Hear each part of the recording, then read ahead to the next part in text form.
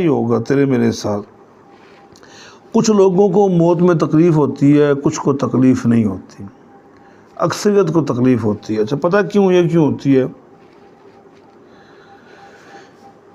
دیکھیں آپ ایک چیز کا حساب لگا لیں، میں آپ کو ایک مثال دیتا ہوں۔ میری مثالیں بڑی چھوٹی چھوٹی ہوتی ہیں، لمبی چوڑی مثالیں میں دے نہیں سکتا، نہ میں اتنا کوئی زیادہ پڑھا لکھا ہوں، نہ میرے پاس اتنا علم ہے۔ آپ ایک حساب لگا لیں، یہ جو لکڑی کا ٹیبل ہے، لکڑی کا ٹیبل ہے، آپ اس کے اوپر ایک ڈبل ٹیپ چڑھا دیجئے، یا اچھے والی ٹیپ جو یہ وائس پہ تاروں پہ چڑھاتے ہیں، اسے اچھے طریقے سے چپکا دیں۔ پھر جب اسے آپ کھینچو گے آواز تو آئے گی نا، جب اس کو آپ کھینچو گے اس کی آواز تو آئے گی نا۔ ایسے ہی ہے، یہ آواز ہوگی۔ یہ موت اور روح اور جسم کا بڑا گہرا تعلق ہے، ٹھیک ہے نا۔ روح اس میں جز ہے اور جسم مادہ ہے، تو جب جسم مادے سے جدا ہوتا ہے، مادہ جز سے جدا ہوتا ہے تو پھر ایک شور ہوتا ہے، اور جب یہی روح جسم سے پرواز کرتی ہے، جسم اسے کھینچتا ہے اپنی طرف، روح نکلنا چاہتی ہے، جسم زور لگاتا ہے کہ نہ چھوڑ کے جائے مجھے، لیکن روح کو حکم ہے کہ اس نے نکلنا ہے۔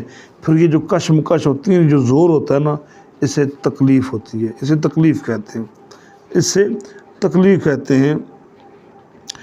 حضرت باتیں تو بہت ساری ہیں کرنے والی، لیکن کیونکہ مجھے اپنے وقت کے اندر رہنا ہوتا ہے، باتیں تو بہت زیادہ عنوانات میرے سامنے ہیں، میں پھر ان میں سے خال خال چیزیں آپ سے بیان کرتا ہوں۔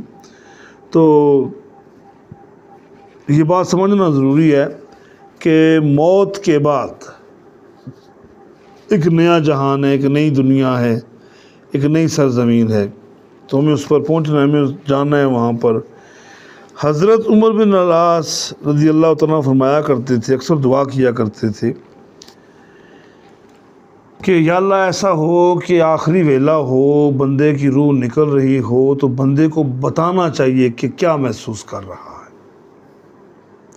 حضرت عمر بن العاص رضی اللہ تعالیٰ عنہ فرمایا کرتے تھے، اکثر دعا کیا کرتے تھے، یا اللہ جب جسم سے روحیں جدا ہو رہی ہوں تو انسان کو یہ شعور دے، یہ طاقت دے کہ اس کے ساتھ جو گزر رہی ہے اسے بتانا چاہیے کہ کیسی گزر رہی ہے۔ ان کے وصال کا ویلہ آ گیا، ان کے وصال کا وقت آ گیا، تو آپ کے صاحبزادگان آپ کے پاس تھے، آپ کے بڑے صاحبزادے کہتے ہیں، ابا جان لگتا ہے کہ اب آپ نے بچنا نہیں ہے۔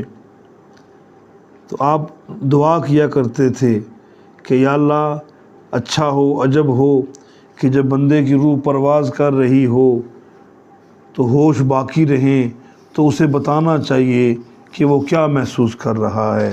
ابا جان آپ کو میری آواز آ رہی ہے، آپ دعا کیا کرتے تھے، ابا جان اگر آپ کے ہوش و حواس قائم ہیں تو آپ بتائیں کہ موت کی سختی کیسی ہے۔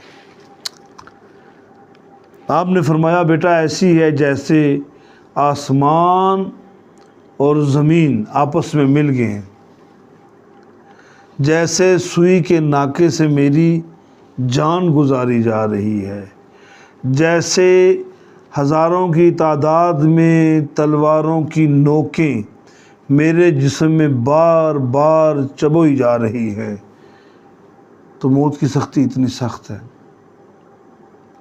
اب میں یہاں یہی تو نہیں کہتا کہ یہ سخن آخر ہے، روایات میں یہ روایت بہت لمبی ہے، بہت طویل روایت ہے یہ، تو میں نے آپ کو خال سا ایک نقشہ آپ کو دیا ہے۔